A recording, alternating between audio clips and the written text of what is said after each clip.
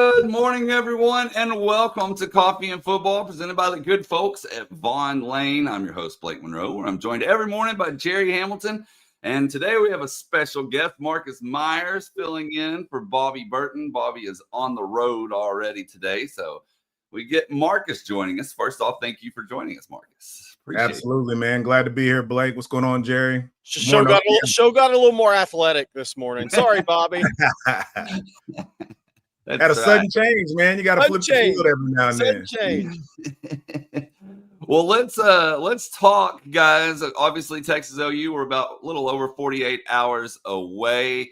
Going to be a nice day there in Dallas at the Cotton Bowl, and temperature of the high around 90. But there's been some line changes. ESPN actually has Oklahoma as the favorite now, fellas, a 1.5-point favorite.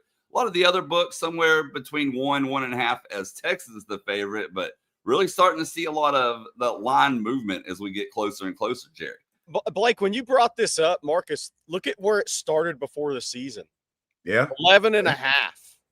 Yeah. That was the thing, and I remembered it, but I didn't remember the number. And then you think back on it was 11.5. But obviously, the secret practice, and we're going to have Brandon Drum, who covers Oklahoma, on Oklahoma Insider at 8:30. So we'll get his thoughts. But the secret practice yesterday, and in a indoor place in Oklahoma doesn't normally practice, has led a lot of people down the path. And people that cover Oklahoma are saying John Mateer is going to play in this game.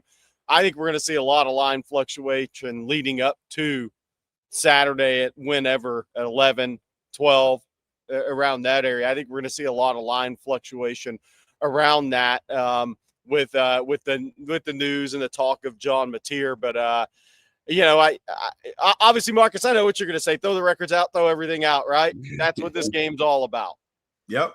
Yeah, man. I mean, a lot of it is speculation, right? Like, we're all out here just, kind of throwing caution to the wind a bit, but at the end of the day, man, I don't really care. Like, line it up and let's go. Personally, I would love to see Mateer out there. I'm kind of I don't want him to have any kind of excuses, but at the end of the day, none of that matters. As long as, we walk out of there and we got one more point than they do, that's all that I care about. So, Mateer plays, cool. I still have a hard time believing having a surgery like that. You're able to just come back and fully be yourself, right? He's a huge part. I mean, he is their run game, and I know we'll get into that. But, how does he hold up under that? Even if he's not in the game, Michael Hawkins' strength is the run game. So, QB run game is it regardless. But, I think, it'll be a good one, and we'll see what happens come Saturday. All right, let's take a look at the availability report. We got the first one out last night, guys. Obviously, the big news that everyone was talking about, John Mateer listed as questionable. No one completely ruled out for Texas, but Baxter is doubtful. Yeah, I mean, the hamstring seems like it's lingering. Obviously, Manny Muhammad being able to play is a huge deal. I mean, that was a big loss for Texas last week. Your best, most experienced corner, Marcus, against Florida. That was probably worth a touchdown last week for Texas.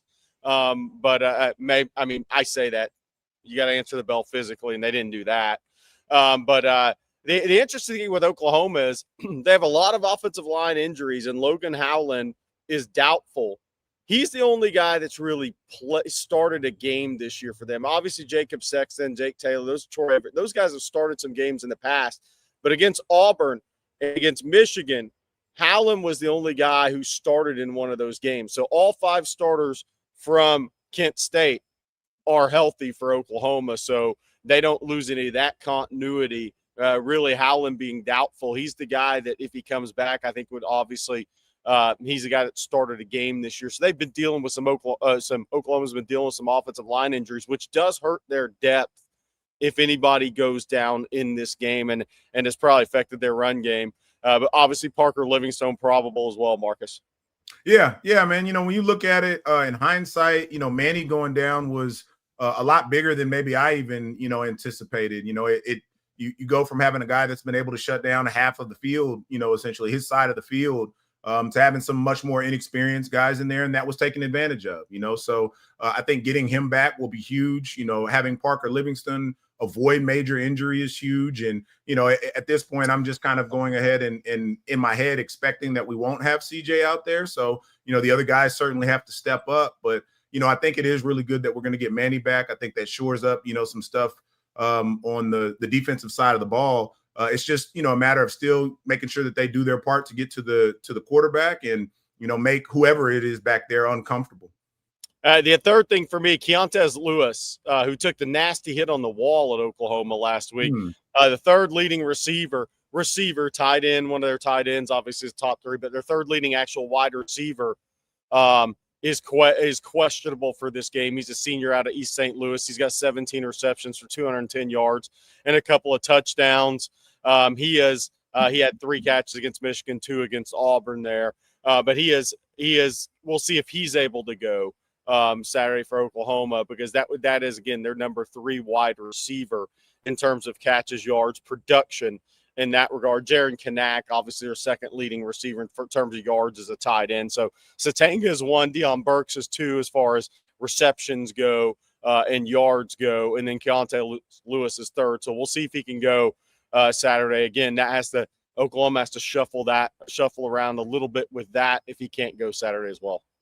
Yeah, man. It's always, some moving parts and some things that are unexpected. But this is one of those games, man, where like you really can make a name for yourself. You've seen guys that you didn't expect, or maybe were, not necessarily thought to have been counted on step up major in these games.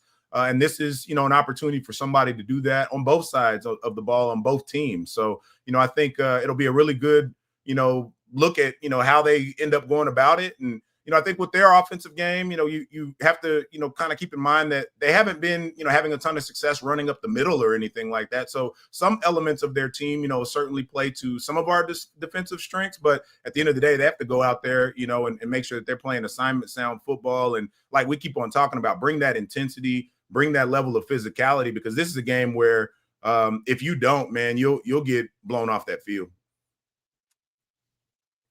All right, before we move on, fellas, Jerry, I'm going to let you tell everyone this morning about Vaughn Lane. Well, this is my first thing I'll say about Vaughn Lane. If you're needing to get from Houston to Dallas, Austin to Dallas, those seats are filling up fast, so you need to make a call to Vaughn Lane. Driving yourself on I-35, I-45, or I-10, it's stressful in airports. I mean, it's all a bit bad. I'm tired of the hassle of flying and driving in Texas. Long lines, security stress, cramped seats. Just getting to your destination feels exhausting. Next time you need to travel between Austin, Dallas, Houston, Fort Worth, San Antonio, skip the stress and ride Vaughn Lane, your private jet on wheels. Arrive just minutes before departure at one of Vaughn Lane's centrally located luxurious hotel partners. Settle into your spacious, reclining seat with tons of legroom and personal space. Enjoy complimentary snacks, drinks, Wi-Fi, or even meals on select departures, all while you sit back and relax. Experience travel the way it should be. Visit VaughnLane.com and use promo code OTF25 for $20 off your first trip. Vaughn Lane, first class travel without hassle. I think it was Parth Brooks, one of our guys in the chat, that said yesterday that seats are few and far between if you're needing to get to Dallas for the Red River Shootout. There we go. Good stuff.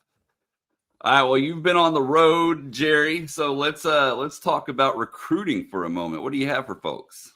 Yeah, just I was on the road a little bit yesterday, and I reported did the live stream from Palestine Westwood yesterday. So, and I'd said that I'd said that Kavian Bryant was going to announce soon. I did not want to break that news because I was there that morning. But it came out about an hour after I was there, and that's not why I was there. It just happened that way sometimes in recruiting, that Kavian Bryant is going to announce his decision November 1st, and that'll be, I think, in the middle school gymnasium there at Westwood. The middle schools and high schools are right across the street from each other. But, look, I think there's more chatter with Texas Tech than Texas right now, but it's going to be one of those two. That's going to be where he'll go, as one of those two schools. Him and his family will be at the Cotton Bowl Saturday, entire family. That they went to a game at Texas this year. They've been to Tech twice. So that's really the big news in recruiting right now as far as 27s. Texas quarterback offer will be announcing his decision coming on November 1st. We have a list of guys who will be at the game, the Red River Shootout there on TexasFootball.com. That list is growing. We expect to add to that list throughout the day today. I will be going to Anna High School at 11 a.m. to see Peyton Miller, one of the top 27 offensive linemen in the country. Looking forward to watching him work out a little bit this morning, and I think he'll be at the game Saturday. But there's a lot going on as far as Texas working to get guys to the game, and I think you're going to see most of the DFW guys that can make it to the game will absolutely be at this game. John Turntine, Max Wright, number of commitments. I think Diabell's supposed to be there, and a number of targets in 27 will be there as well. Thank you, Gary. Okay, guys. Up next, let's take a look at the SEC schedule this week. We haven't done that so far, and not a lot of big, ranked matchups. Alabama and Missouri, of course, is the only one, but some good games nonetheless. Yeah, for sure. Look, Alabama at Missouri. That's Missouri's got maybe the best. Missouri and Ole Miss have the two best schedules in the SEC this year. That's a huge game for Missouri right there. Obviously, I like Alabama in this game. Maud Hardy's a really good running back. It feels like Alabama kind of that Florida State game was their wake up call. Marcus, I've seen definitely a higher level of effort in maybe. I think the term culture is overused, but belief. That was a major change from Saban. That I was talking to a high school coach about this yesterday. It's a major change from Saban to Kalen DeBoer. And anytime anything starts to go a little bad, kids that were there that came to Alabama to play for Nick Saban say, "Oh man, it's not Nick. This is not what I signed up for." Maybe they're starting to work past some of that. And I'm not saying Alabama's going 11-1. I'm not, but I see some signs for Kalen DeBoer and his staff there because the Florida State game was ugly, and that may have been what it took to turn the corner a little bit. The other one, Marcus, I have for you is obviously Georgia at Auburn. That's going to be a battle. Auburn's defensive line's really good. Yeah. But Florida at A&M, we're going to find out on Florida if Texas really didn't show up to play or if Florida actually made some gains and built some confidence. Because going to A&M the week after Texas is going to tell us a lot from last week's game in the Swamp. Yeah, man, you got to go on the road now, and you go to College Station. I think for us, it's a little different because we're so used to, that game, even though it, took the break for the period of time it is. But I can imagine for a team that doesn't play there a ton, that's something that can be daunting, even more so than, their own stadium, for all the hype and the talk of the Swamp. I think, I saw the numbers and, last weekend, I know there was, some of the rain in the forecast and whatnot, and it had a little bit out throughout the game, but they only had 90,000 some odd in that stadium. I promise you there'll be more than that, in College Station this weekend, and they'll make sure that they'll be there. So, I see some folks saying they're rooting for Florida this week. I think that'll show us a bit of, what that offense really is and, kind of how you can view things. And A&M has struggled, right? I mean, they've had some challenges playing against, Auburn when they went in there. And, I think it'll be an interesting matchup to kind of, have an eye on as our game is winding down and watching, throughout the evening because – A&M has really, just done what they need to do each game this season, like it or not. I mean, they've gone out there and made sure that they handled their business, and they'll have to continue to do that as the rest of the schedule ramps up. Well, let's see. Next, we have by the way, Georgia at Auburn. Georgia's already got one loss. That game all these games become a lot bigger because Georgia still got a tough path. They got Florida. I know they got Texas and Athens, but anything can happen in college football, and we're seeing that this year. Georgia really, they're in must win. This is like Texas last week going to Florida. If Georgia doesn't bring their best at Auburn's been close in all these losses on the road. It's not like Auburn is a terrible team. Now, some people are going to say, well, Jackson Arnold's a bad quarterback and whatnot, but Auburn's been right there in games at Oklahoma and at A&M. So Georgia is in a similar spot, which is different because this is kind of a halfway little rivalry game here. Georgia's in the same spot Texas was going to Florida last week. Georgia's got to bring it to Auburn because Auburn's had two tough losses on the road. They feel like they're a better team. Hell, they feel like they got hosed in Norman, honestly, by the refs. Georgia's got to bring it this week because Auburn's going to be up for this game, guys. They're going to be up for this one. It's very similar to Texas at Florida last week, except these guys have a long-standing rivalry. Yep. Yeah, it's going to be really interesting. Like you said, all these games matter, and what's already happened to this point in the season, it amplifies it, right? So Georgia's really gonna have to put together, their A game when they're going on the road, because as we've seen, you can catch somebody slipping on a given week if you're not really locked in. And it's been brought up in the chat, but Georgia only a 3.5-point favorite, along with Alabama only a 3.5-point favorite. So 2 close ones there, according to Vegas. Well, Georgia's got offensive line injury issues now. I'll say this going into that game for the people that are following all the games closely. Georgia, Monroe Freeling is questionable. Ernest Green questionable. Those are 2 of their more experienced guys, and there's 2 starting tackles going into the season. Auburn does not have many injuries. Auburn and A&M are the healthiest teams in the SEC right now. I mean, A&M's injury report's nothing essentially against Florida, and Florida's got a ton after last week. But Georgia's got offensive line injury issues, something to watch, because Auburn is really good on the defensive front. Okay, well, don't forget we have Brandon Drum joining us here in just a little bit, but we got a super chat we're going to get to first, and this is from Drew. Thank you, Drew. He said, If what I read is accurate, there hasn't been a defensive touchdown in the Red River Rivalry since 2014. The Horns need to break that streak on Saturday. Thanks, guys. I was trying to double check that Drew, but I can't find the. Was that Whaley? What year was Whaley? Was Whaley 13 or 14? I'm trying to remember which year that was. Wish CB is old Chris Bennett in the chat somewhere. He'd know it off the top of his head. But yeah, man, I mean, look, if you can get a defensive score in this game, a special teams play in this game, like that's huge. And so I think a lot of I think somebody's saying Whaley was 2013. 2013 is what it was. Yeah. Okay. So yeah, I mean, I think if you can get a play like that, it can really swing momentum. The more I've been thinking about this game, I think it may really kind of be a bit of a defensive struggle of sorts, in a battle of, field position and, trying to see if you can, lull the other team to sleep a little bit, maybe catch one. But, if anything, just really a bit of a defensive battle, because, at the end of the day, that's what Venables is known for. So, he's certainly going to have that defense primed up and ready. But it'll be interesting to see, how it shapes out. Even watching some of their Kent State tape, their offense struggled a bit, up in the gut. They were being able to send some guys to the A and B gap. So hopefully we're able to do, some of the similar. But I don't see them, offensively going like heavy 12 personnel necessarily, like Ohio State did or anything like that. So a defensive touchdown would be great. I just hope it's for us and not them. And that 2014 one was Oklahoma's Zach Sanchez returned an interception for 43 yards. Okay. Well, so yeah, we don't need that on that. Hey, by the way, here's the question I have, Marcus. And this is a question for Brandon Drum when he gets here.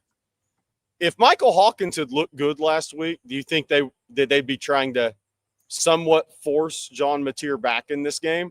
Because Michael Hawkins, look, Barry Trammell was on with us for State of the Program, Rod and I, yesterday, and he thought Michael Hawkins looked pedestrian last week.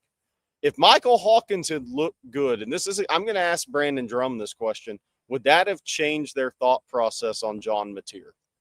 At the very least, it make them feel a little bit better, right? Yeah. It make you maybe not feel as pressured to have an indoor practice when the weather's nice and all the things. But, this is a weird week. I got friends that went to OU and played there and we're cool. And it's no, real love lost until this week. They call it hate week for a reason. I'm a man of faith. And so I'm not supposed to hate my neighbor. But at the end of the day, this week I do.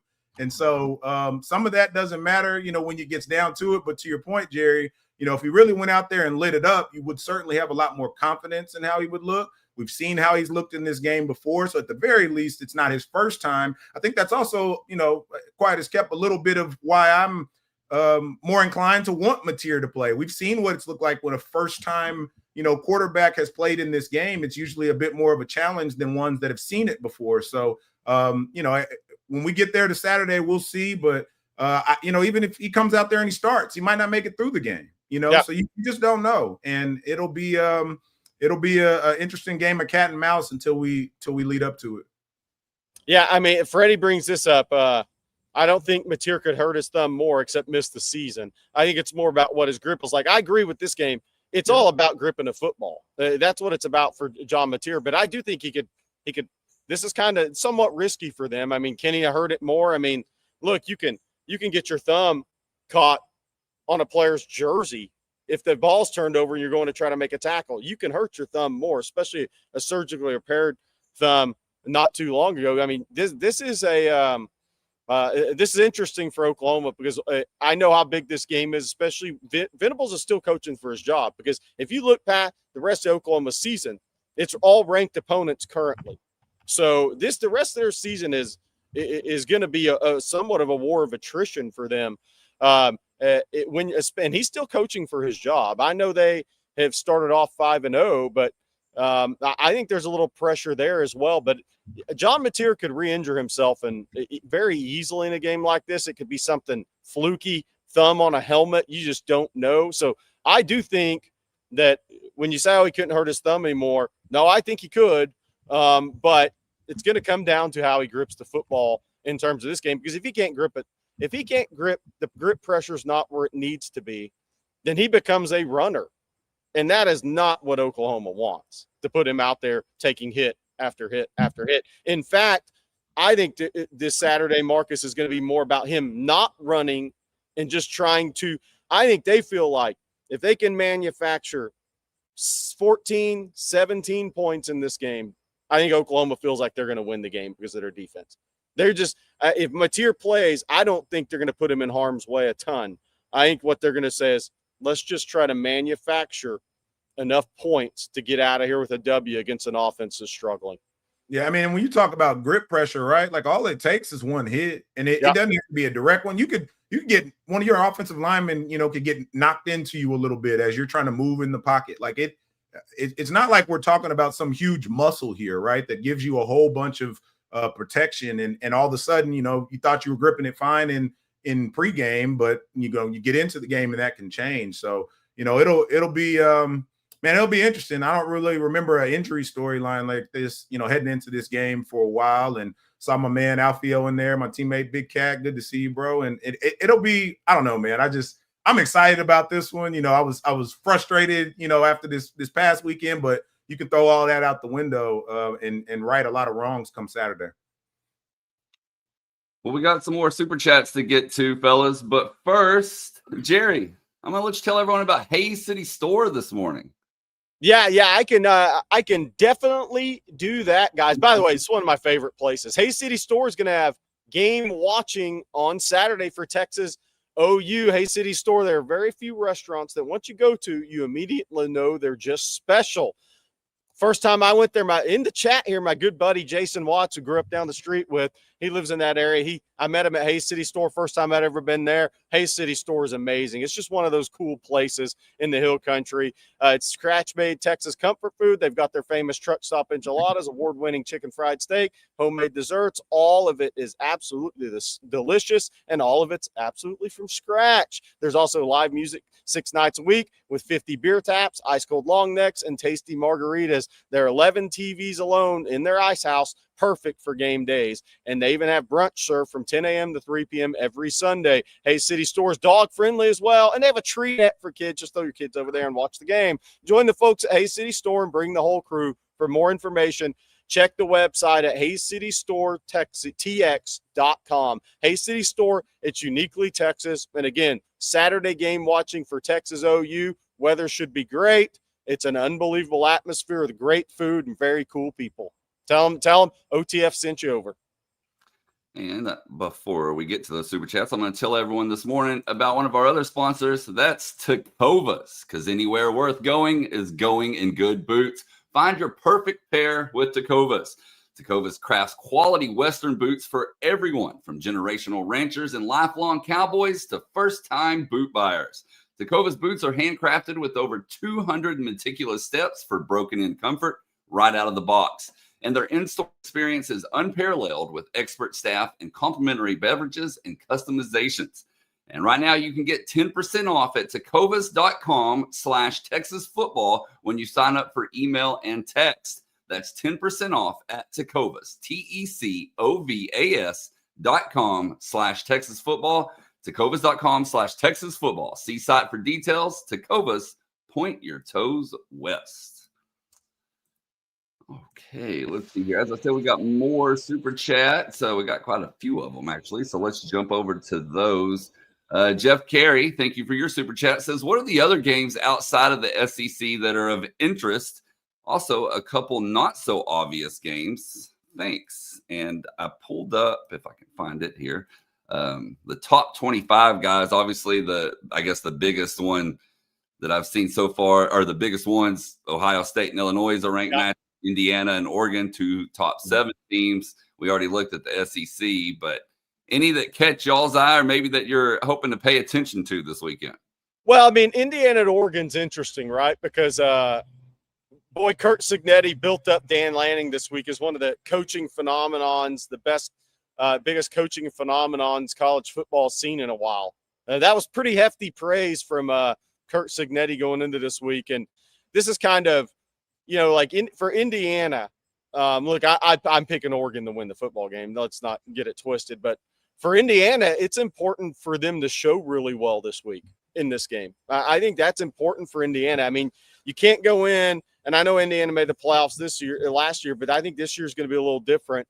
They need to go in and be competitive in this football game. For me, I think that's very big for Indiana because if you look at Indiana has the big win over Illinois, which they need Illinois to keep winning games. But this Indiana still has at Penn State left on their schedule around some other games. They have Michigan State, UCLA, at Maryland, Wisconsin, at Purdue. All games they should manage, but they do have at Penn State with that. So how this whole Big Ten shakes out, this is a pretty big game for Indiana to show well because if this comes down to a Big Ten team that's 10-2 getting one of those last spots versus an SEC or a Big 12 team, when it comes down to it, how these games go, I think, can matter for Indiana. I know it's easy to say, if they go 10-2 and their only losses are to Oregon and Penn State, they'll for sure get in. Well, what if they lose by 30 or 40 in one of those games? So this is a big game for Indiana. To go out on the road in a tough environment against a team that's going to have a lot more team speed than they do and show well. I think it's a big game for Indiana football. Sticking with the Big Ten too there, Jerry and Blake. I don't think it's on this one because I don't think they're ranked, but I'm pretty sure Michigan USC is this weekend. Yeah. Which is, always a game even for just nostalgia purposes, but even from like a recruiting impact standpoint, right? Like both of those guys have some players on there that, okay, Michigan's 15, so it was on there. For some reason, I thought they had lost 2 games, but that'll be an interesting game, and just again seeing this dynamic of teams flying literally from one coast to the other, or a significant travel across the country to get to a game. I'm curious to see how that one plays out. And you know why that's a big game as well? It's a good point, Marcus. You know why it's a big game? Because if Michigan goes to USC and beats Lincoln Riley, their next game is at Notre Dame. Their next game is at Nebraska. I mean, Lincoln Riley gets in the danger zone if he doesn't beat Michigan. And I know people are like, no, they owe him too much money. But let's just be real. They lost at Illinois. If you lose at Michigan, then you turn around and go to Notre Dame. They're not beating Notre Dame. So that would be 3 losses in a row going to Nebraska. Oh, and by the way, they still have Oregon on the schedule, at Oregon. And maybe UCLA never loses again with Neuheisel calling plays. I don't know. We'll go with they will.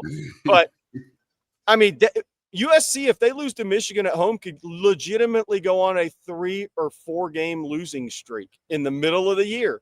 Mm-hmm. And again, that's going to change. That's going to get a lot of Lincoln Riley talk. This is a huge, huge game for Lincoln Riley at home against Michigan Saturday because they aren't winning at Notre Dame. So, I mean, that'll probably come back to haunt me. I don't think they'll win at Notre Dame.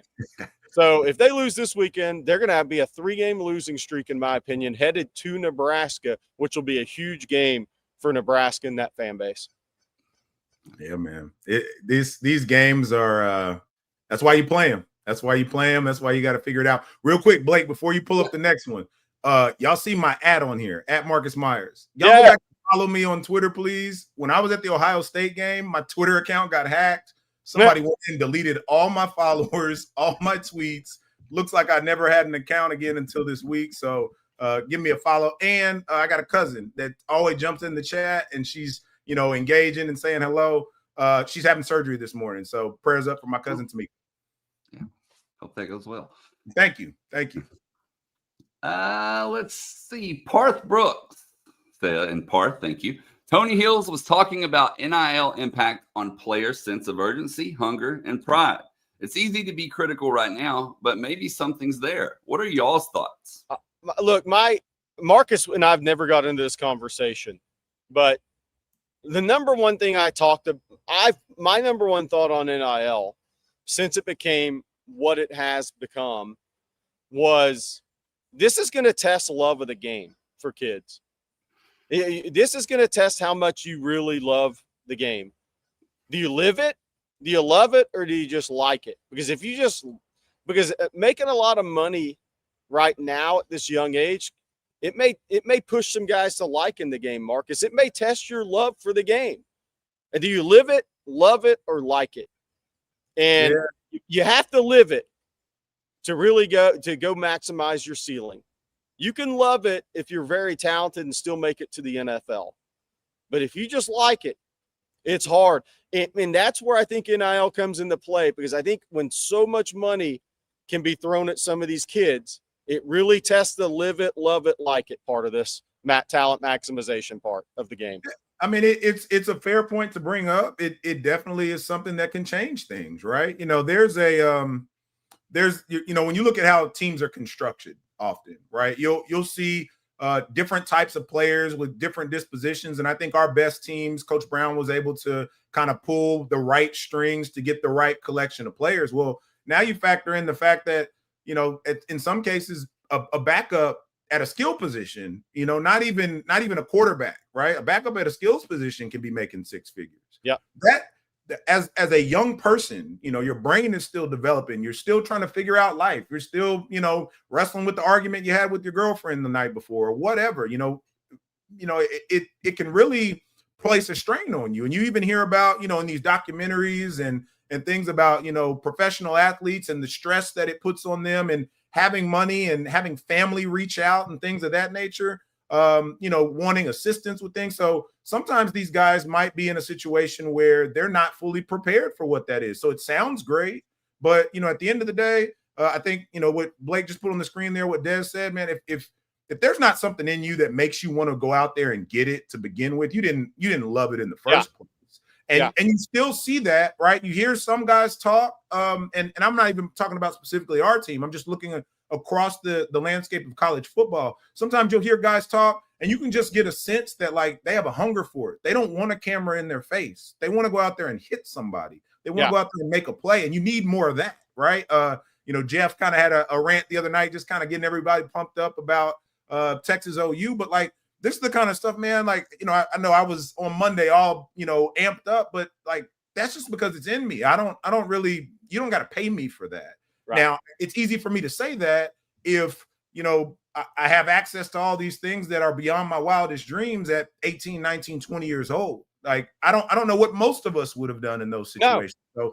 So it's an interesting topic, and one that is not limited to our football team, but certainly one that, with us being the biggest brand in college football, having the most eyes on it, always seeing the Lamborghinis out there and those kinds of things, like, it's a fair question to bring up, and something that, these guys are going to have to deal with and find a way to manage. But on Saturday, nobody across the field from you cares about what's in your bank account. Somebody's trying to take money out of your mouth.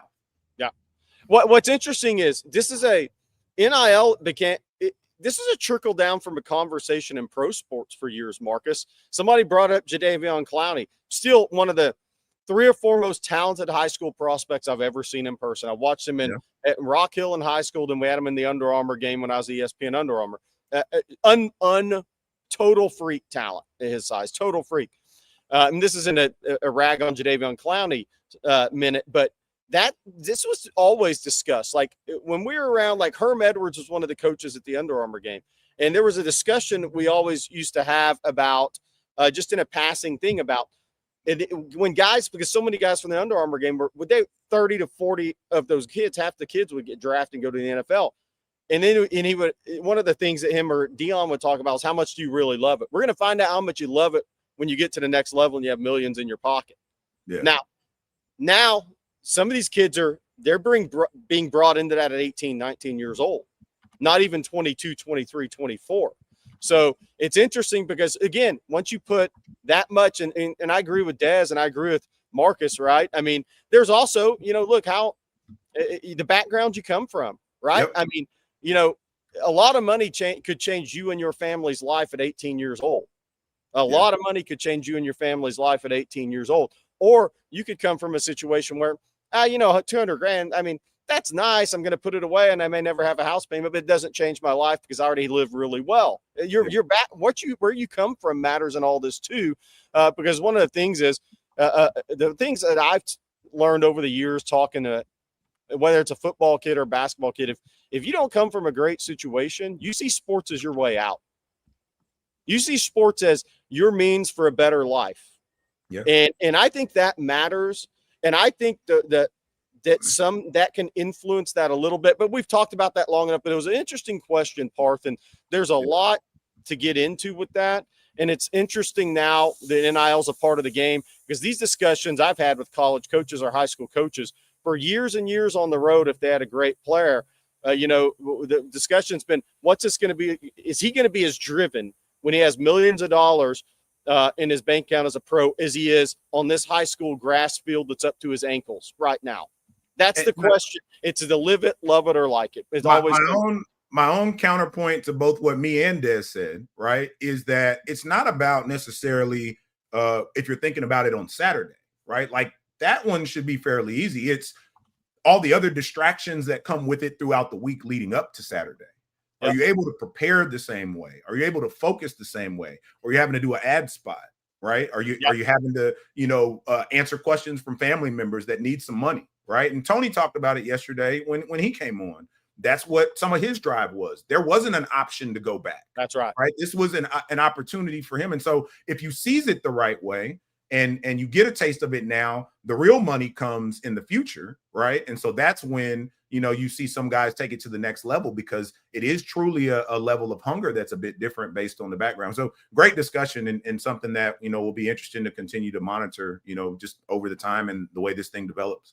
Yeah, there's definitely going to be a look back and study on this. And it'll be interesting in about 2035, when they look back at the first 3, 4, 5 years of NIL and really do a study and maybe talk to some athletes that maybe didn't make it, that people thought would make it, and see kind of if that was part of not making it in a weird way. It's going to be interesting. I'm looking forward to, in 10 years, looking back on this and seeing what young athletes had to say, because there will be studies done on this for sure. Yeah, absolutely. And I want to say thank you to Jeff Carey and Sugarcane Daddy for y'all super chats. Sugarcane Daddy, I can't read yours, Bobby. I'd get in trouble with Bobby if I read that, but thank you. On the screen.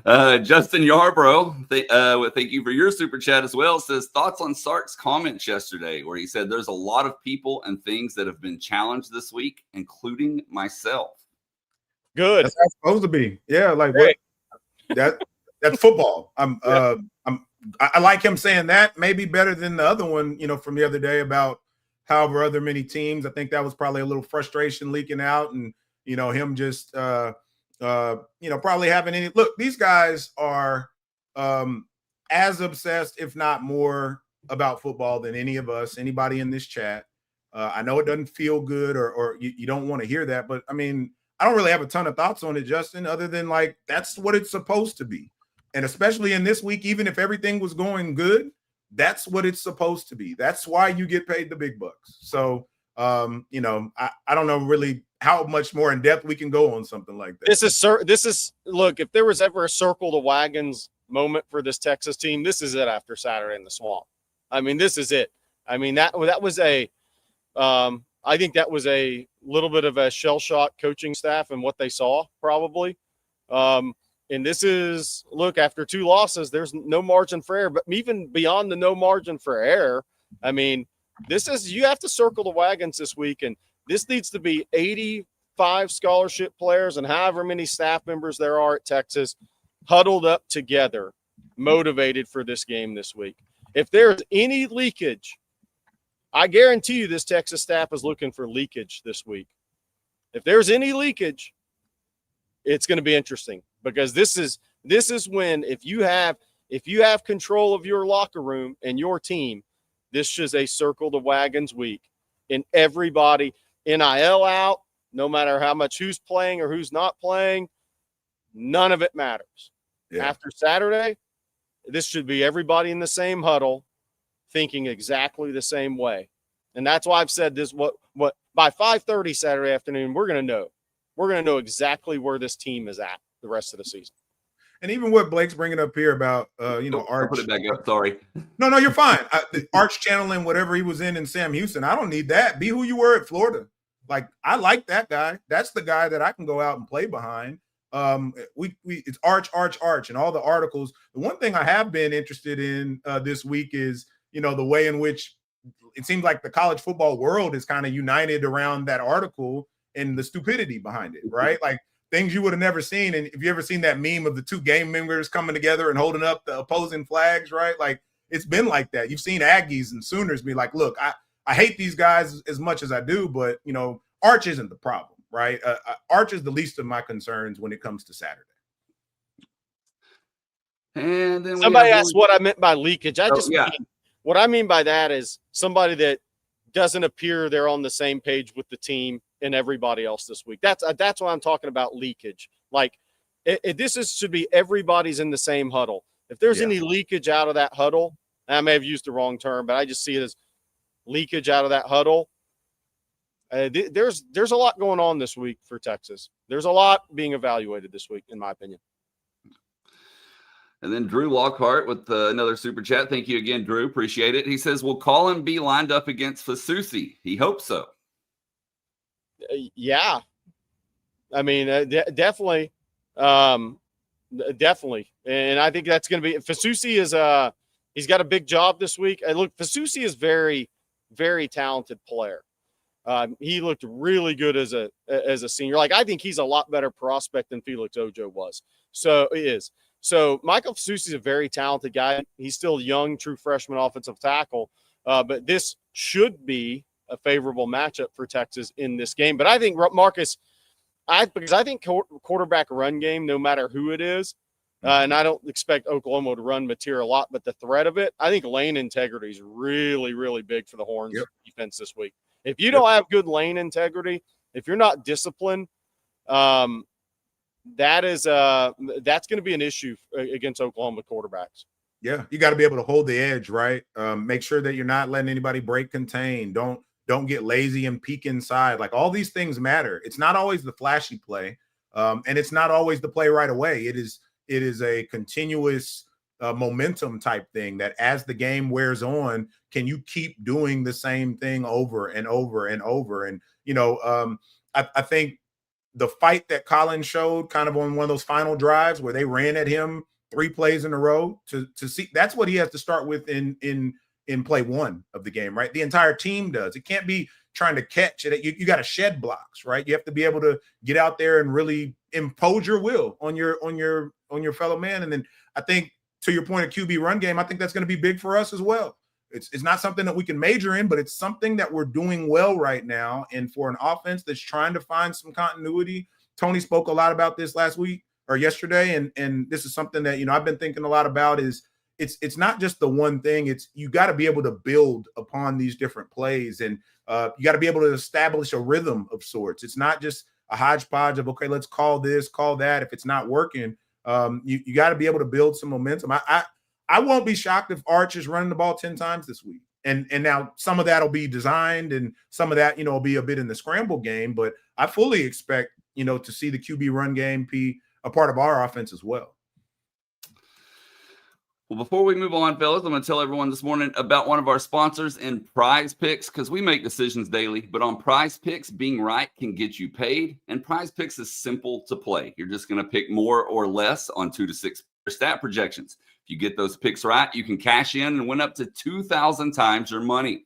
It's the best way to get in on sports action in more than 40 states, including California, Florida, Georgia, and right here in the Lone Star State as well. And this week, I have Julian Sayin having more than 1.5 passing touchdowns. DeCorian Moore to have more than 54.5 receiving yards, and Texas Tech running back Cameron Dickey to have less than 1.5 receptions.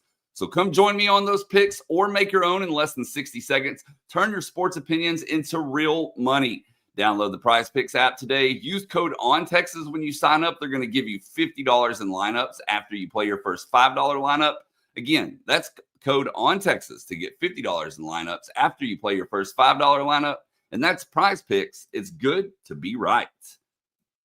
And something else that's good, Jerry, is gooder. Blake, I can't believe you just brought up DeCorian Moore's name in the chat right now. Wow. Go in the chat. Y'all get after Blake while I tell you about Gooder. That's uncalled for.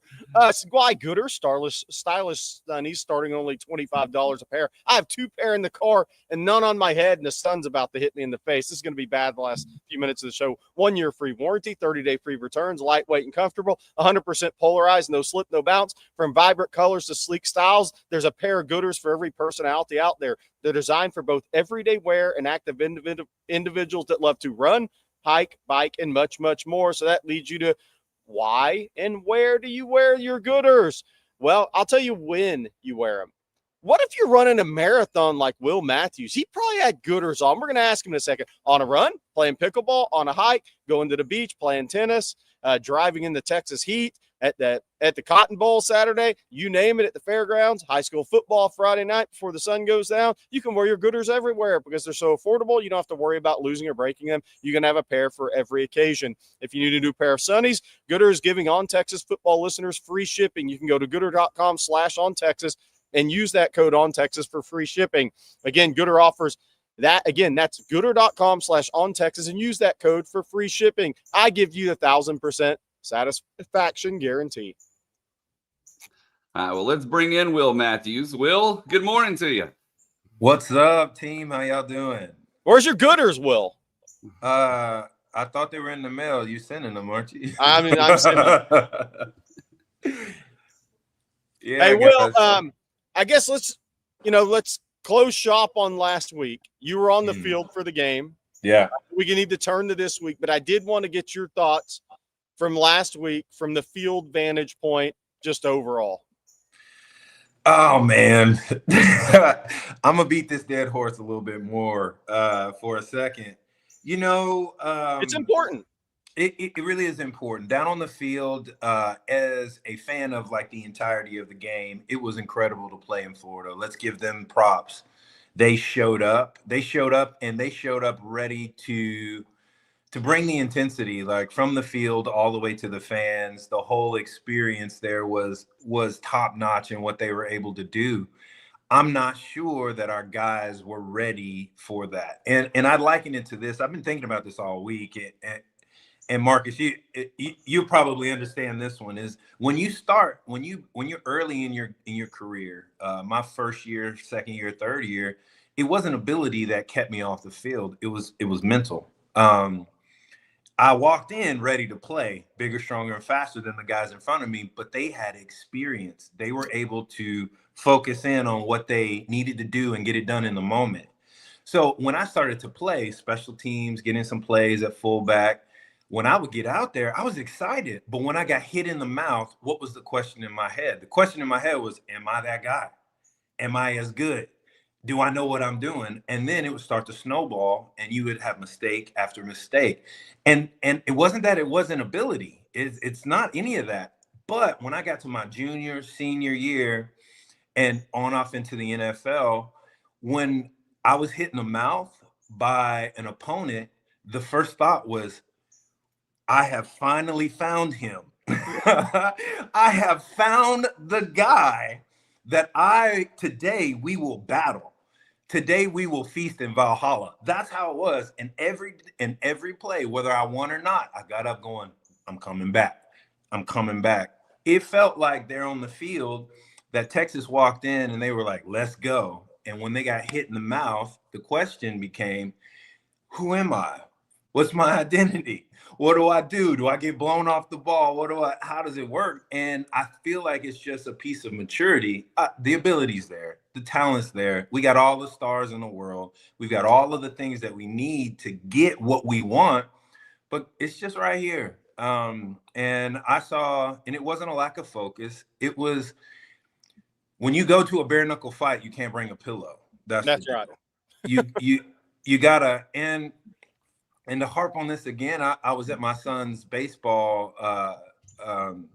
at his practice, and one of the coaches walked up to me, and he's a Florida guy, and he said, "What happened to your boys? Chomp, chomp," right? And I couldn't say nothing after I decided not to hit him in the face. I had, you know what I had to say, Jerry, Marcus, Blake? I had to look him in the face, and I had to say, "Y'all whipped us. Yep. Yeah. We were soft." Yep. And what's the opportunity for the guys this week? The opportunity is to take all of that frustration, take all of that anger, all of we frauds, we're not this, and they can ball up that, and they can internalize it, and they can release that. Football's the only game you can really do that. That's right. You can release all of that frustration on the person in front of you. And for me and Jerry, I've heard you talk about this, and we all know that if they cannot do that, you know, it's going to be a tough season, and we should get our tickets to the Alamo Bowl. Yeah. It is what it is. But you're making the perfect point, Will, right? Like, and to even, you know, add to it one more layer to it, it's not just when you get hit and you're thinking, am I that guy? You start re-questioning your technique. Mm-hmm. You start wondering, okay, did I take the wrong angle here? And I mean, I had some battles with you early on, and times in which you got the better end of those, it was because I was thinking about, all right, am I going right foot, right shoulder, or, you know, whatever. And as you get more experience, it's when you hear guys talk about the game slowing down. You're no longer thinking about all the things because you put in the work during the week. Your technique is sound. You're confident in it. And now when we get out here, it is a fight, right? It's me versus you, and it's not going to be me that's going to lose. And that's what they have the opportunity to go out and do on Saturday. And you're right, man. Like, I've been hearing it from my boys all week, talking noise, and like, there's not a ton I can say. Like, no, I don't think Arch is the problem, but at the end of the day, we had issues all over the field, and that team got their butt kicked. So go out Saturday and improve it. So we got both you guys here, and let's do something for the chat, because I've never experienced it, Blake's never experienced it, and 1,000+ people in this chat have never experienced it. The tunnel, the walk to the field, y'all have experienced it. Let everybody know what it's like. Yeah. And so here's the deal. My freshman year, I walk out of the locker room, and I don't have my helmet on. And everybody, and we all dressed for this game. We all dressed. Yeah. Everybody dressed because they want you to get the experience. And I walk out, and everybody turns around and goes, "Will, put your helmet on. Put your helmet on. Put your helmet on." And I'm like, "Why?" He's like, "Because they'll throw batteries at you." I was like, "A battery?" So we walked down the tunnel, and there is a lady who had to be 156. She's decked out in OU and turns and gives me the bird, and her mouth is just full of F dot dot dot. And immediately I'm like, this is totally different. Oh yeah. It's the same even before you get to that. And so now I think they have a tarp over it for that reason, but we didn't when we were playing. And Coach Brown used to try to prep us for this, and he would say stuff, and you kind of like in one year out the other. Before you even get to the locker room, they drive the buses through the fairground. Yes. And so I don't know if they've changed some of the route and stuff then, but I'm not kidding. Like, I got 4 nieces, so twin 4-year-olds, 8-year-olds, 16-year-old. There are kids the 4-year-old size flicking you off, and their parents are next to them, like encouraging it. Yeah, like that's what this game is about. And so yeah, when you get to that tunnel, man, it's different. I remember the first time I walked out of the locker room, because unless something's changed, the locker rooms are right across from one another. Right across from each other. Will, you'll appreciate this. I step out the locker room as a freshman, and the first person I see is Tommy Harris. And I'm like, oh, okay. Like, let's go. You know, like, so this stuff, man, I'm getting goosebumps right now. Just like thinking about it. Man, it's a different thing. And you can't really quantify the momentum swings, and the momentum is already swinging as soon as you walk out of the locker room. Like, you look over, and it's not they come out at a different time than you, or you guys are hitting the field. You come down together, and you're just standing there against your opponent, and it is you're never so close to the enemy in that way. After the game, you're always like, oh, you're dapping everybody up. It's your boy. I played with you here. We did this and all of that. But before the game, even in the NFL, all the way through, it is never like that. This game is so different and so special. Goosebumps for real. Yeah. So, Will, what are your keys for Texas in this game? I mean, I think it starts with just answering the bell physically. If you don't do that, you're not winning the game, period. But what are your kind of keys for Texas this week? You know, if we're going to look at the running game, we got to start there. And I think the running game has got to be I come here to run the ball, whether you outstacked me in the box and it's one-on-one with the running back in the alley, or the box is light. I think Texas has got to find a way to get more yards, 15 yards from the running backs. That's hard one. That's really, really hard. And at the end of the day, being able to manage the clock, being able to manage the momentum of the game, being able to continually break the will of your opponent really has a lot to do with the running game. And look, we are who we are at this point.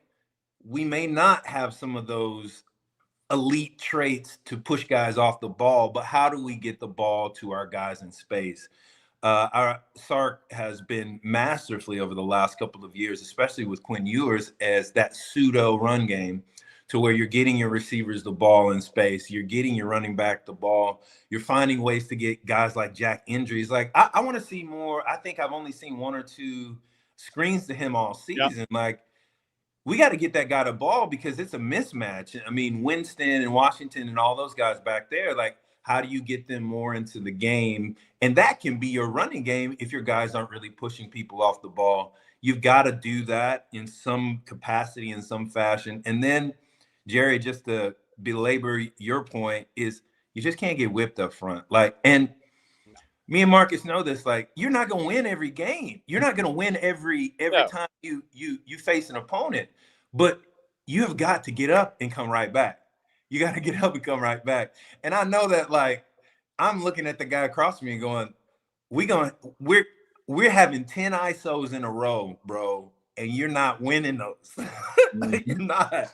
Like, and I'm going to hit you as hard as I possibly can. And that is that extra little bit. And that doesn't come from ability. That doesn't come from, that's just want to. That's, and you can't, and that's how you get the guys like the underdogs coming back, the Rudy story, all of that right there. That's want to, and want to with ability is hard. Is hard to beat, and just got to get these guys. And we're gonna see if they got the want to this week, because OU, that defense is stout. Yeah, Will's right. Go ahead, Jared. This game's 2.5 hours of blood alley is what it is. Let's be real. It's Oklahoma drill all day. Yeah, it's Oklahoma. It's full in the ring. Will nailed it, man. Like, again, even in practice, and Will knows this, our teams were notorious for scrapping, and we would fight each other, right? Like, it's just how it was. Will and I are from the Austin area, never had a crossword off the field, but on the field, they called him Headache for a reason. He wasn't trying to be buddy with me when we met up in the hole. And so that's what this boils down to. It's can you make the other guy quit? Yeah. Right. Like, having a mentality of, you know what, I might not win this rep, but when it's all the way said and done, I'm going to do everything in my power to make you quit. And I can do that within the confines of the scheme. I don't have to go outside of myself if I'm locked in, if I'm focused, and if I care about it. Right. Like that's the thing is you have to be able to, on Saturday, flip that switch that shows this means something to you, and that, you're, and it sounds, like you're exaggerating, but you're literally out there fighting for your life on every play. Yeah. I got a question. I know you guys didn't lose many games at Texas. Okay. I get it. But what was it like the week after maybe a loss that y'all didn't play up to the standard? Because here's the thing, though. It's very rare that that's the week before Oklahoma. But what was that like the week after y'all didn't play up to the standard? Because that's what last week was. Ohio State, listen, we're not going to relitigate that game a month ago. Last week was an ugly look. What was that like for y'all in those scenarios? And Will, what do you think that's like this week potentially? Yeah, and I think it's a different time, and No, it is. we had a different mindset about it. Like, you didn't lose. If you lost, you ran. And I remember that my redshirt freshman year against Oklahoma, we all suited up. We went up there. It was freezing. I think it was 63-3. They took it to us. So I'm redshirt, and I'm thinking I'm cool. So I show up to the field house, right? And Mad Dog's out front, like, all right, y'all get ready, let's go. And and I'm like, what are you talking about? Oh boy. We bear crawled and like, so, and Marcus knows this, like, y'all don't understand what bear crawling is until you bear crawl 300 yards. And then you did up downs. I Love Texas is what we called them. So every 5 yards you had to do five up And then downs, rolled. and then roll. 300 yards of rolling and then run. Like, not only did it hurt to lose, but it hurt to lose, man. Like, and you know, everybody has their own thing, and every coach has to do it in the way that what they could. But the thing that instilled in me is that at the end of the day, you got to win, and it hurts to lose. It hurts to lose. Dog instilled that in us. Like, right, even today, I haven't been able, and Jerry, this is the hard part about this game from Florida, and I hope that the guys do not share this sentiment, is I can't move on from Florida because we got whipped, right? Yep. The best thing to do is to be a goldfish and move on. OU is here, but here we are talking all about that. You know what I'm saying? Like, it's just so important. Like, as an ex-player, like, you don't get these many opportunities, man. Right. It's 12 opportunities to show the world who you are. And if you miss one of them, that can be your season. Like, the margin is so small. It just can't happen. It's just a hard one. And so, like, when we lost, bro, it was, you lost everything. Like, there was a graveyard around that place. To your point, Will, the reason why, as we're sitting here talking about it, we can't move on is we can't go out on the field on Saturday. Exactly. Right? We don't get another shot to go out there and do something different. But you're absolutely right. We hated losing because part of winning, our Sunday night dinner was a lot better. Right? Mm-hmm. When we lost, I don't even remember what it was, but you probably didn't eat. You didn't go out after losses. And one of the things you were afraid of is, like, you didn't want to go through that pain of workouts that Will is talking about. And when he described all of that, it sounds one kind of way, but again, we're talking down, back, and down, bear crawling. Yeah. Then down, back, and down, doing up downs every 5 yards. Then down, back, and down. Like, that stuff instills something in you that says, man, I don't want to feel this again. Yeah. On top of that, you don't want to let down your brother next to you, right? Because if I didn't do my job in the game, well, now Will's potentially paying for it here, after the fact. So I think the best part about it, Jerry, is it should be a galvanizing force because it's not a feeling you want to have again. I think the thing that they experience now that we don't is the entire world is telling them that they suck. Right. So if something about you doesn't say, man, I want to go prove you wrong because of how you feel about me, how you think you can talk about me on this internet, you're probably not the guy that needs to be suiting up. And I would still like to believe that these guys have that in them. There's nothing in me that immediately just jumps to thinking that they don't. But the ultimate, the ultimate test of all that will be on Saturday. They used to always tell us, big eye in the sky don't lie. So when you turn on that tape, we'll know exactly what you're about. Hey, I'm going to bring up something interesting from Dave, actually, because I do think this is an interesting topic. You guys played when Mac Brown was recruiting 99% of kids from Texas. The game meant something. Kids around the country on this team will compete, but don't have that same feeling. And I bring that up because, Dave, I think it's interesting because I think that's college football more in general now. And the question I have for you is, and I'm going to ask you this next week, is the rivalry still the same for the players, or is it more so for the fans? Are we seeing some changes in college football right now because of the portal and because of NIL? Because I do think that, and that's not a Texas OU thing. I think that's an everywhere in college football thing. Are we about to see some changes in these rivalry games where it may mean more to the fans than it does to the players? because we're in a different time now. And it's an interesting question, but I think it's more than Texas OU. I think it's college sports because of the portal and NIL. Jerry, I think you're right. And a lot of the guys are coming from a lot of different places and are able to portal in different times. And being a Longhorn means something different to them. As a fan and as a guy who was not able to portal around, like, this is all I got. Marcus, this is all. This is who we are, and this is all we got. Yeah. To be able to leave and come and go, things are different. I think where you'll find the bump with the player is having the stage to display your talent. But that's a total different feeling between being like, I cannot stand OU. Yes. It's like my kids, I'm like, hey, y'all go wherever you want, it's cool, but you cannot go up there. It's a different kind of feeling. And as a fan, in the broader group, that's what we gravitate towards, and that's what we really, really, really love. I think it's a disservice to the guys to expect them to have that same love. A lot of the love that I have for it has been developed over many, many years. I mean, I lost a lot. I won a lot, all that. I mean, there's blood, sweat, and tears inside of that. And so the guys will develop that kind. It's not going to look, it's just, Jerry, I just don't think it's going to look the way that it does. I think chippy guys are going to be chippy, and the ones who aren't are just going to play the game. It's just going to be how it is. But this is really for us. It's for the fans, Yeah. Yeah. At the end of the day, it's our rivalry. It's really. It's an interesting, topic. I think for me, it was challenging because, I'm from Texas, but I didn't grow up a Longhorn fan. Born and raised in Austin, went to Pflugerville Conley. My dad played football for Texas Tech, and my mom's from Lubbock. I was a Red Raider until I got recruited, so it wasn't something that I grew up in. And so all of a sudden in the game, it meant more to me. What it was is when I got to campus, I had a Will Matthews.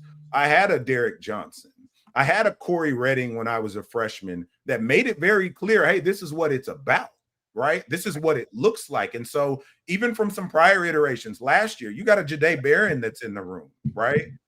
You have different guys that have experienced that, and enough of them to where it doesn't just sound like one guy is saying it. They can full on believe it. And so I think there is a difference when you come into a situation where that standard is made extremely clear, and then every single day, everything you do is a buildup to that, right? Like, yeah, we took it one game at a time, but we always circled that day in October. It was just a thing, right? So I think to your point, Jerry, with some of the portaling, it is something that you experience from all these different schools. But even with that, look, Casey Studdard wasn't from Texas. I know he had ties, but he wasn't from Texas. Casey was, to Will's point, and this is a slight to him, but Casey was a chippy dude. That's how he woke up every morning, right? And I don't think that had anything to do with him playing for Texas. That was Casey's nasty. Casey was that. I know we've talked a lot about him this week, but it's just he embodied it. He was the guy that, hey, I don't care about these rankings, stats, height, weight, none of that. When we get out of here, you're gonna have to see me. When we get on this field, we're gonna find out who's a man today. And that's the attitude that these guys have to take, whether it's this rivalry game or anything else. Well, Will, thank you so much for joining us, man. We appreciate it. See you Friday. Thank y'all. I'll see you this weekend. I can't wait for the guys to bring it. Bring it. Bring it. All right. Good stuff. Thank you. Hey, that is bring it. I mean, that's the key. There was a question there I was going to go. Do you have a read? Do we have an ad read play? Yeah, if you don't mind, I need you to tell everyone about Kirby Lane this morning. Oh, I would love to tell people about Kirby Lane. In fact, Marcus, Bobby, and I had breakfast at Kirby Lane earlier this season. Kirby Lane, it's all-day cafe, has been an Austin institution since 1980 with the local vibe and late-night pancakes you know and love. Now dinner is where they're raising the bar. Bold, chef-driven entrees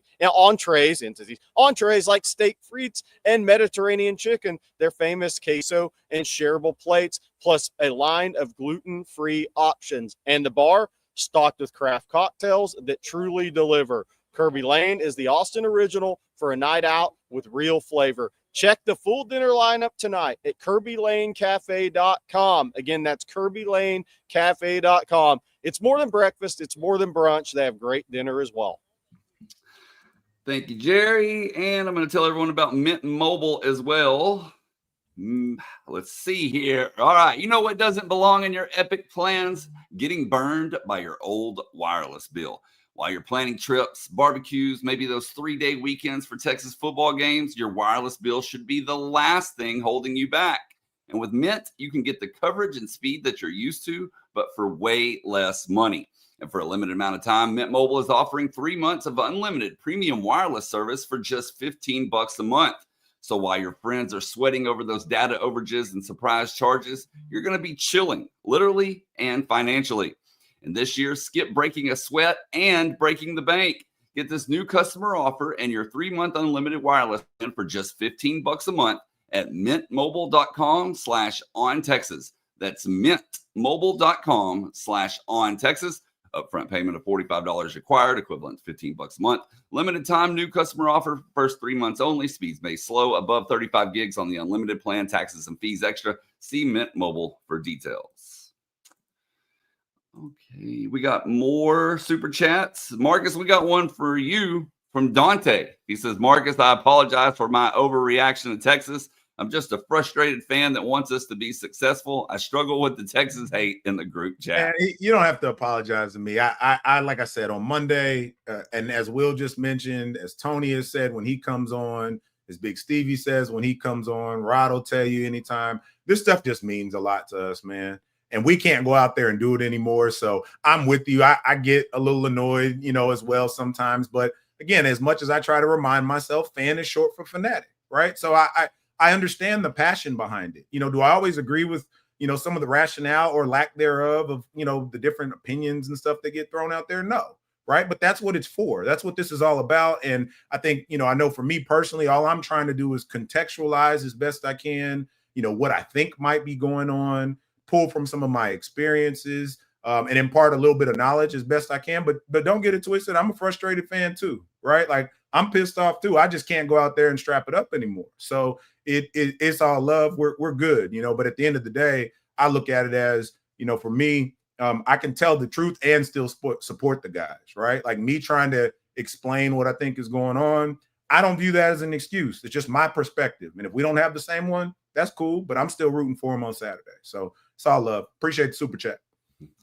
Hey, Blake, Randy's asked me this question before. Okay, I'm going to answer this. Yeah. When you coming to Floribama? Not soon enough. Marcus, if you've never been there, this is an unbelievable place to watch college football. Randy, the next time I'm coming that way, I'll send you a message. So I haven't seen that one, but I'll definitely check it out. It's in Perdido Key. It's best college football game watching experience I've ever had. It's unbelievable.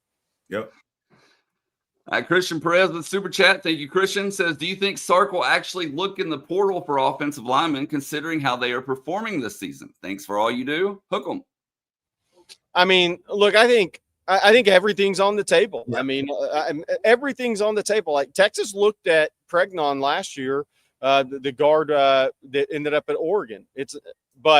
Everything's going to be on the table, and we'll see where it goes. I think if this season doesn't go the way, and some people say, oh, it already is, and it's going to not go to, but I'm going to play the if game until we know the result. Doesn't go the way expected, everything's going to be on the table because it's not acceptable at the University of Texas. Yeah. Especially not when the expectations have been raised back to competing at the highest level. Yeah. I think, it's tough. We can talk about these things all day till we're blue in the face. Everybody wants to talk about what we should have done in the portal in hindsight. Okay, let's just say you're 100% right. Now what? Like at the end of the day, they got to go out there and play right now. And as we project forward, absolutely, any and everything should be on the table. You should be doing a deep analysis of what your team looked like throughout the season, what it's building to, and if it continues to trend in a particular way. Yeah, they should be looking at the O-line. I don't think that anything is above reproach at this point. And then our next super chat, fellas, excuse me, comes from Joshy Manning. Thank you, Joshy. Nick Brooks is going to be well prepared for playing down the stretch, considering he's played 2 outstanding interior defensive linemen. Joshy, Marcus, I mean, welcome to college football for Nick Brooks. I mean, he didn't play the first 3 games for reasons, probably. Right. But your first 2 games, you're thrown in at left guard. You hadn't played it in your college career. You're throwing it at left guard and you're going against NFL guys. And now you're going up against Jaden Jackson will probably be twisting her lined up in front of you. David Stone, guys that are going to play in the NFL. His first 2 real game actions in his college career are about as taxing as it's going to be for him at his career. I mean, that Oklahoma's coming. They're coming with physicality and athleticism at him and whoever's in at left guard Saturday in the Cotton Bowl. Yeah, it's a fine line you toe, right? You know, we pride ourselves to whatever degree on having this great culture and doing things the right way. And so when he made some decisions, you know, this summer or whenever that was, that altered the ability for him to get some earlier playing time. And there's a ripple effect to that. So he's a young player, but he's truly getting baptized by fire here, and we'll see what he's made of. And then we got one from Sugarcane Daddy that I can read that won't get me in trouble. He says, gentlemen, it felt like we expected Florida to roll over with Napier's firing looming and spent the bye week working on Oklahoma. Am I overdosing on copium? It's a plausible theory, right? Like the way they went out there and played, whether they expected them to roll over or not, they got punched in the mouth and they didn't respond. So if it was truly, you know, I don't know. Typically, when it comes to players, man, I'll tell you, we're not ever really looking at, okay, a coach is getting fired, so this week's going to be early. You know, you're not really hearing the noise from that standpoint as a player, but the way in which they showed up, that's, you know, how it appears. Now, if it's truly about working on OU, I think that would be, you know, that would be showing some serious hubris. And I don't know if that's, I'm not willing to go there. But at the end of it, you know, it's how they show up on Saturday will tell me how they prepared this week. Yeah, I that would be coaching malpractice. I don't think that occurred, would be my take. Now, if you're Oklahoma and you're playing Kent State, it's been 2 weeks of preparing for Texas, let's be real. Because Kent State's one of the worst D1 teams in college football. So they could go and not play well, and what they win 44-0, and that probably said we didn't even play well. That was not – when you're on the road going to Florida, like you said, Marcus, that would be not hubris. That'd be coaching malpractice, and I don't think that's what it's occurred at all. I think from a player standpoint, they didn't answer the bell, and I think that's the thing that until it's proven against Oklahoma that you answer the bell and you come out with the fight needed, that sticks with me, and those are the things that stick. The 2 things that stick with me are if you don't in this game. It's easy to say from where I'm at. I get it, chat. If you don't answer the bell physically and you don't improve the lack of discipline you play with in the penalty department, those are the things that will stay under my skin when I'm analyzing and been doing this as long as I have. So, yeah, that's the biggest test coming. I've said it before on these shows, and I always laugh when I get ready to say it. You know, my favorite show is The Wire, and there's tons of quotes, you know, from there. But when they show up on Saturday, they have to be able to, you know, embody a little bit of that Marlowe. You want it to be one way, but it's the other way. Oklahoma wants to be able to fully impose their will on us. And right now they think they can do it, especially on the defensive side of the ball. You got to show them it's the other way. Yeah. Hey, Kyle Voshka, good point. OU's 3 weeks to prepare for Texas. They had a bye as well. Okay, we got time for just another question or two. But before we get to those final questions, Jerry, I need you to tell everyone about Vaughn Lane one last time. Oh, I can definitely do that. By the way, seats are filling up fast. If you're looking to get to Dallas for the big game, from Austin, from Houston, from San Antonio, even the short trip from Fort Worth, driving, you're tired of hassle or flying, of driving in Texas. Boy, I put thousands of miles on this car every year. Driving yourself on I-35, I-45, or I-10 is stressful. Airports, long lines, security stress, cramped seats. Just getting to your destination feels exhausting. Next time you need to travel between Austin, Dallas, Houston, Fort Worth, or San Antonio, skip the stress and ride Vaughn Lane. It's your private jet on wheels.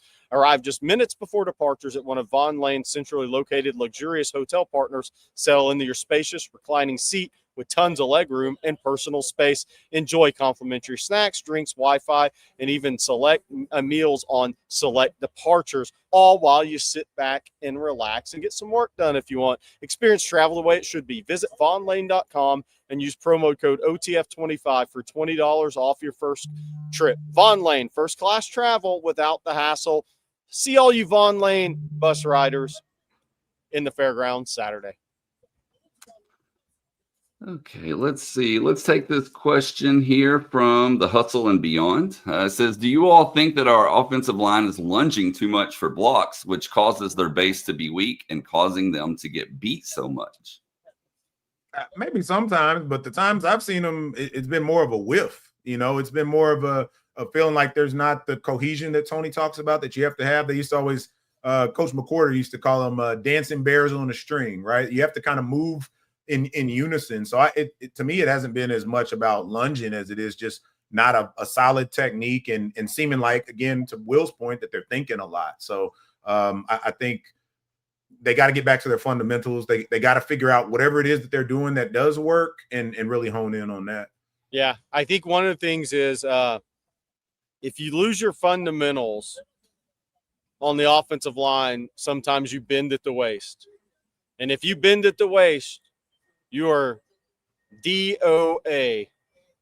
And I did see a couple of bend at the waist Saturday, in which creates the lunge Saturday in pass pro, and you are DOA against a really good player.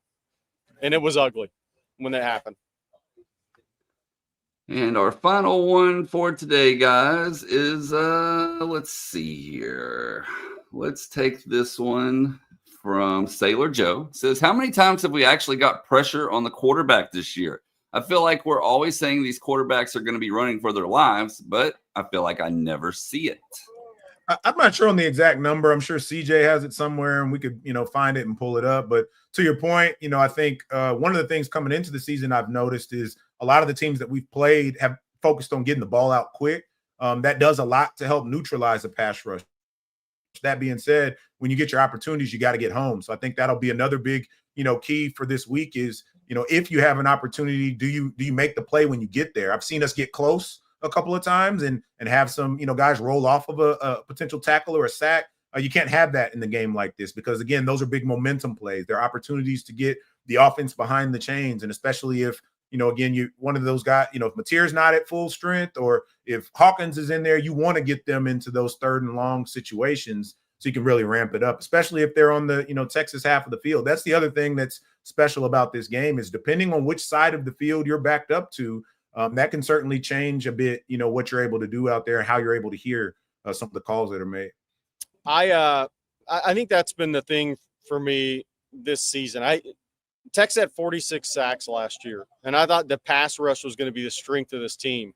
I really thought that was going to be the strength of this team. And we're headed into the Red River rivalry, and Murad Watson is tied for the lead in sacks at 1.5 on this team with Colin Simmons. I did not expect to be saying that going into the Oklahoma game. Yep. That Murad Watson, a newcomer, an interior guy who's a run-first defender at Syracuse, is tied for the team lead in sacks with 1.5.